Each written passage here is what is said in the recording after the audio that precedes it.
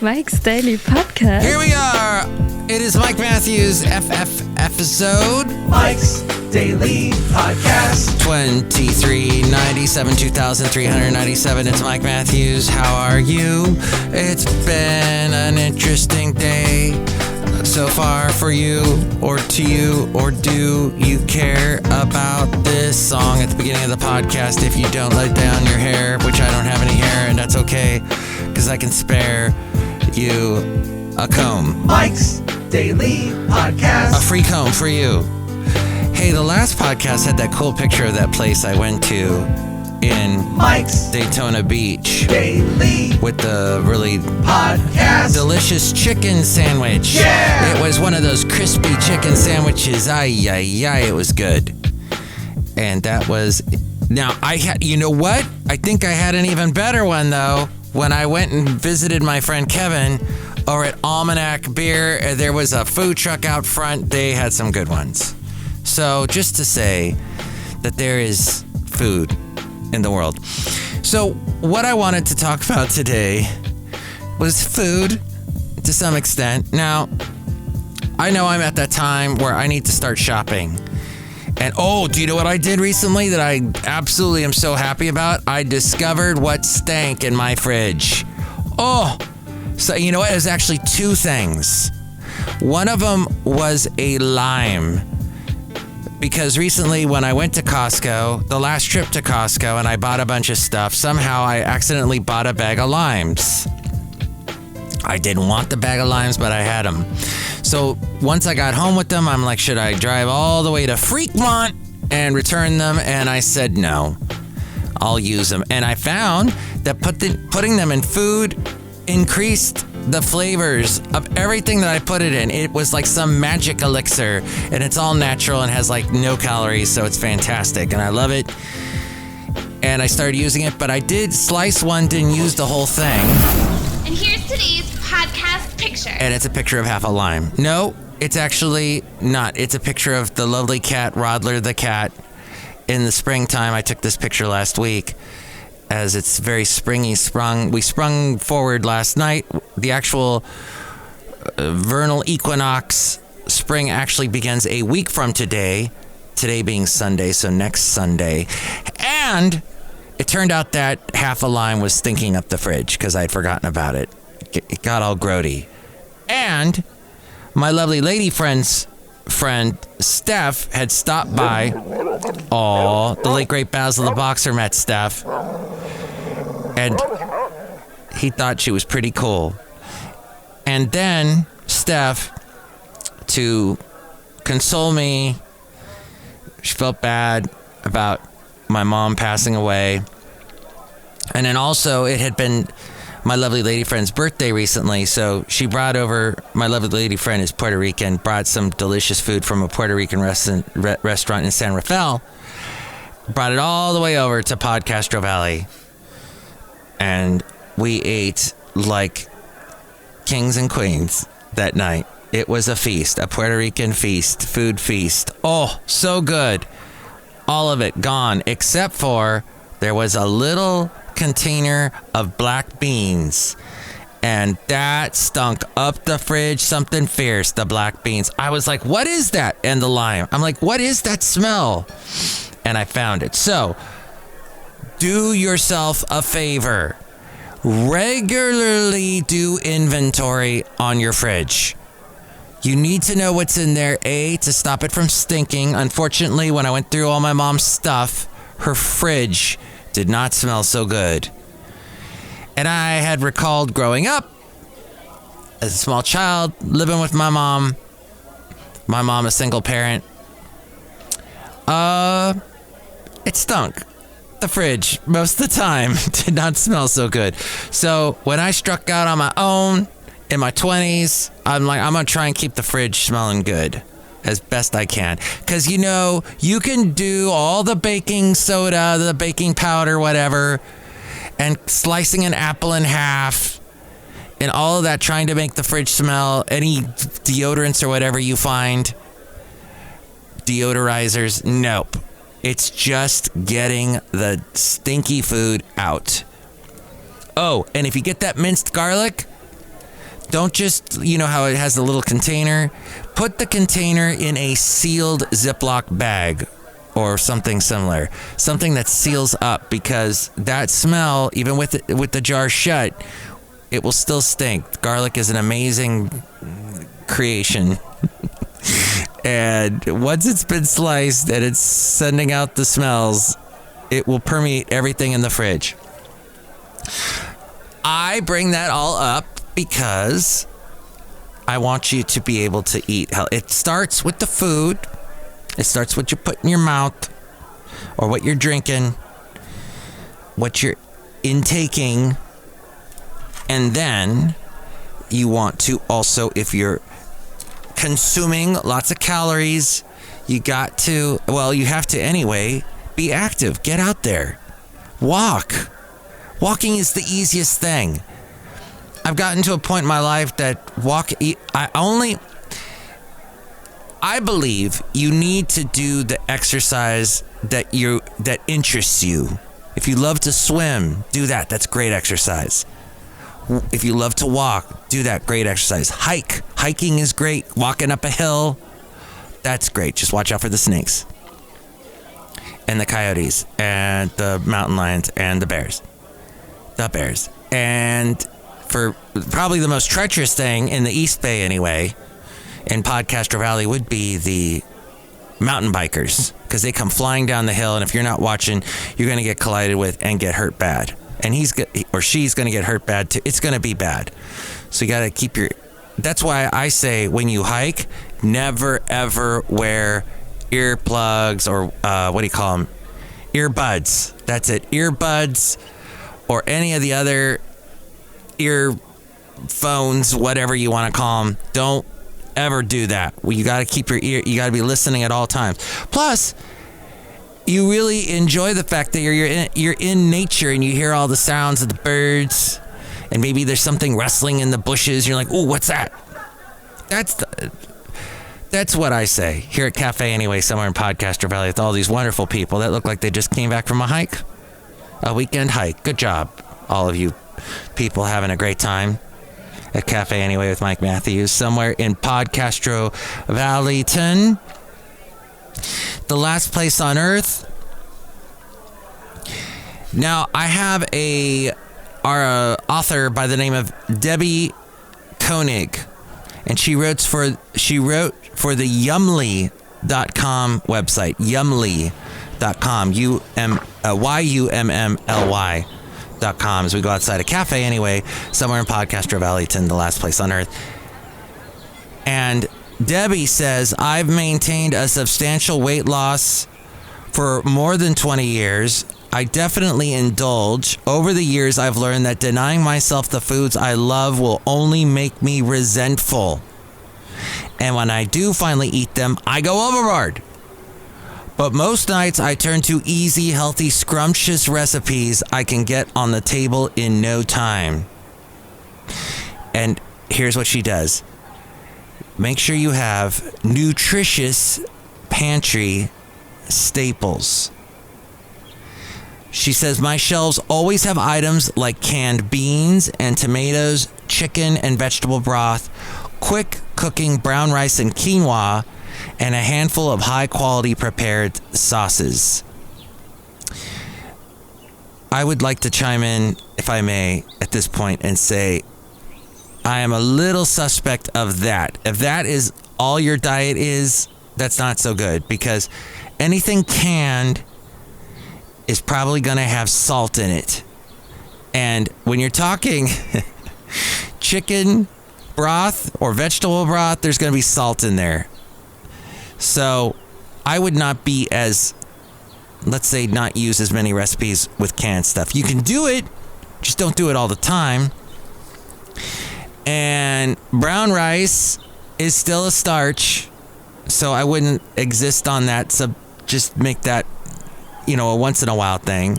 Quinoa is a little better, but you've heard about how eating quinoa has effects on other parts of the globe, third world countries. We're basically stealing their food, and there's other issues involved with quinoa. So maybe not that, just if you want to be on a world conscious level, but it's still better for you than rice, from what I've heard. And she says a handful of high-quality prepared sauces. Well, a lot of sauces also, if you get it in a jar, gonna have salt in it, gonna have other things in there. Maybe it's not as natural. It's not as to the source, but that's what she says. She also has a well-stocked spice rack. Spices may not offer a lot in the way of nutrients, but they add a ton of flavor without calories. A guy I used to produce his radio program, Rob Black, he's all financial stuff. He talked about how spices are being used so much more than they were, let's say, back in our parents' or grandparents' days. In the 50s, not so much. Now, everybody's got spices. Everybody's selling spices, and the McCormick and all those people, Lowry's, that sell spices, they are doing really well. Because it's definitely part of the American diet. Debbie also says, have lots of pre-chopped vegetables. Now that's smart. You need vegetables and fruits in your diet. I have frozen fruits in the fridge, in the freezer, and I use those in smoothies, and those are relatively quick to make. Here's a tip. Okay.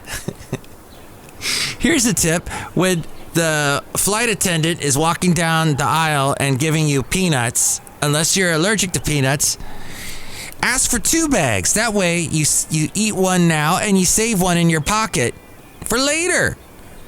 It's a little treat. Or if they have pretzels or whatever. But Cafe Anyway, I pulled that from a Bill Murray when he was on Saturday Night Live years ago as a guest host. Not when he was originally on, but when he came back later on. I think maybe it was to promote, what was the one with Scarlett Johansson? Wow, I can't think of it. Well, you know what one I'm talking about. So, before she became Black Widow. So,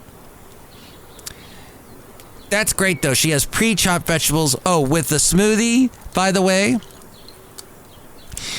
A lot of people put a lot of milk in the smoothie. I stay away from that. Maybe almond milk, maybe oat milk. Hey, you dairy farmers out there. All right, I'll say it. Put a little bit of milk in it. But you know what? Dairy farmers out there, I wish you luck. And the cows that you're taking care of, be nice to them. So what I'm saying, though, is that the thing is good. Smoothies. You need that fruit. You need fruit in your diet. You need vegetables in your diet. That's like at the very, very top. And you need that the most. Those things. So rich in nutrition for you. But what I was also going to say about the smoothie is once I have made it in the blender thing, I'll throw some water in there and kind of swish it around. And then I'll put the water in a container and cool it down in the fridge and then take that and I'll drink that later. You know how people do those infused water things? Like they get some strawberries maybe and put it in the water, or maybe, you know how people put a lemon in their water, in their ice water, like a little slice. Well, with the little bits of flavor that come from the smoothie in the water that I've now made nice and cold, it's delicious. It's like flavored water. It's fantastic. I love it. My lovely lady friend says I'm capturing the essence. I'm keeping the essence of the smoothie, basically just left behind. And then I wash the thing really good. But then back to the pre-chopped vegetables. Debbie says whether I pull them from my freezer or pick them up at the grocery store. And by the way, flash frozen or frozen vegetables are excellent. They don't add anything to it unless you get the stuff like Green Giant does, where they got like the pouch and they add all this cheese and stuff, and it's, but just the regular frozen like corn and greens and the broccoli and everything, that's perfect. That's almost like getting it fresh. Of course, fresh is always better, but this is just almost as good. With the time-saving techniques that we need today, it's perfect to use that. So she pulls them from her freezer, picks them up at the grocery store. Not having to peel and chop saves me precious minutes, says Debbie. She says she also has ready-to-go proteins, like rotisserie chicken. And I've heard a lot of health people say rotisserie chicken is good. They say, though, you want to stick to the white meat in the rotisserie chicken. My mom would always say, no, dark meat, only dark meat. Dark meat is the way to go. Yes, it's definitely more tasty because you got all the fat in the dark meat. But, rotisserie chicken, if you pull off the skin and you stick to the white meat, it's a little bit healthier. Canned tuna and beans, frozen shrimp, and once again, with the canned tuna and beans, be careful of the sodium. She goes on to say frozen shrimp, hard-boiled eggs, and nut butters all make life easier. Nut butter can also have some extra stuff in it. Any peanut butter, just take a look at the label. How much do they ask is always the question, and read the labels. And she says the right tools. I don't know what I'd do without my sheet pans, my slow cooker, and my Instant Pot. I gotta use my Instant Pot for more stuff than just rice. Another hack for staying on a wholesome path, she says, is having quick, reliable, healthy recipes ready to go. Some people download apps for that. There is an app for that. So, just some food for thought. Ha ha! From Yumly. Yummly. Yumly. Okay. Want to dip into a little bit of celebrity news. First, I was going to talk about the band Extreme. More Than Words. Oh. Extreme, More Than Words, right? So, that song still gets played all the time. Was released in the early 90s. The song from the band Extreme, it is the 5th track and 3rd single. Yes, it was the 3rd single from their 1990 album. That's right, it was 1990. So right at the beginning of the decade. The album was called Porno Graffiti. It features guitar work by Nuno Betancourt. And Nuno is singing with Gary Cherone. And it's Gary is singing lead, but it's Nuno Betancourt playing the guitar and doing all those little harmonics and then hitting the side of the guitar to make the bop bop sound and all that, like a little bit of percussion there. So Nuno Betancourt needs some accolades for his work, and Gary Cherone, they are it. That's it. When they say the band Extreme, the most memorable members, and I don't think anyone remembers the drummer or anybody else from that band, but those two really, that song still gets played all the time. It was a detour from the funk metal style that is on the album Porno Graffiti. Think Red Hot Chili Peppers. They were going for that kind of thing. It has been described as a blessing and a curse due to its overwhelming success and recognition worldwide, but the band ultimately embraced it and played it at every show and still play it today. I guess they're still around. So there you go. It is the two guys, Betancourt and Cherone. Cherone would later go on to be in the band Van Halen. He replaced Sammy Hagar when he left, and the Van Halen brothers did not want David Lee Roth back at that point, so they went with Cherone, but that album did not get as successful as the other Van Halen stuff. There you go. I wanted to dive into that for a minute because it is an acoustic ballad that still gets played all the time. I pulled some of that info off of Wikipedia. Some of it I knew. There you go. That's it. I think the next song was called Hole in My Heart, right? Or Wholehearted. There's a hole in my heart that can only be filled by you. I think it also featured the harmonies of the two guys again. Although the song's chart position was lower compared to More Than Words, it remains their second highest charting song overall. And it is different from the rest of that album that it was featured on. It is guitarist Nuno Bettencourt on there.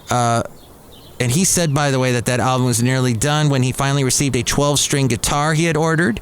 He opened the guitar case and spontaneously started playing the eventual opening chords to Wholehearted on the guitar. He was so excited, he ran to the bathroom. When he came up with most of the song while he was in the bathroom, he said the song was written fast.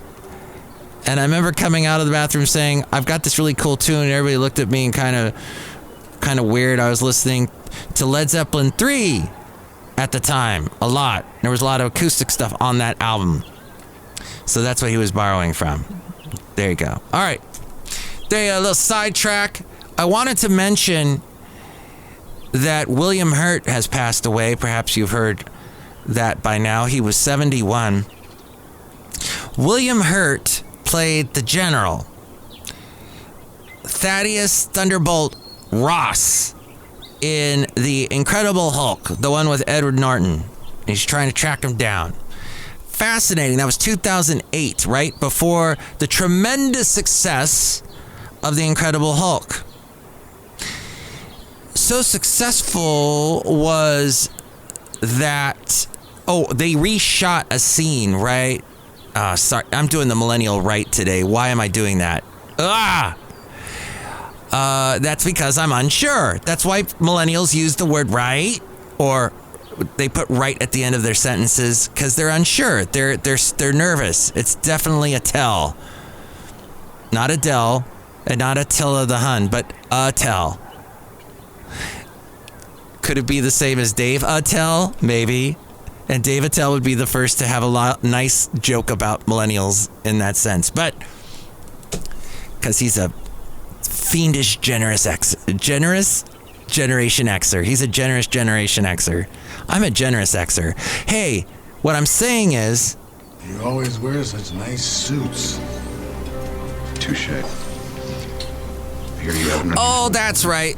It was that he reshot the scene for the Hulk with Tony Stark with the Robert Downey Jr. Was this before they came out with Iron Man? Oh. Okay, see. There you go. I never saw the Hulk before Iron Man. I was just thinking, they reshot that. At any rate, William Hurt was also in Captain America Civil War, Avengers Infinity War, Endgame, also in Black Widow. So he was working till recently. He was also in many other movies, including one called Broadcast News in 1988, which I thoroughly enjoyed. And in fact, before it came out, I got into radio in 86, but I wasn't actually talking on the radio with my own show till 88. And I watched that movie in the theater the night before I was to be on the air. And I remember there's a scene where Albert Brooks is sweating profusely and he's on national television because he has to replace William Hurt because his character is out. He's playing a news anchor and he's sweating because he's nervous live on television. And I was afraid, I'm going to do that on the radio. Oh, wait, who cares? Because no one's going to see me sweat anyway because it's all an audio thing. Welcome to the audio thing. Well, he also came out with a movie in 1986 called Kiss of the Spider Woman, also in Children of a Lesser God. And he was deemed by many drama teachers, to be the best actor on the planet at that time. So my drama teacher that I was in college at the time, he was telling me, you got to watch William Hurt, whatever he does. He is fantastic. He learn from him. Whatever he says about acting, learn. and that's how you're going to be a good actor. So unfortunately, he's passed away. Died of natural causes, according to his son.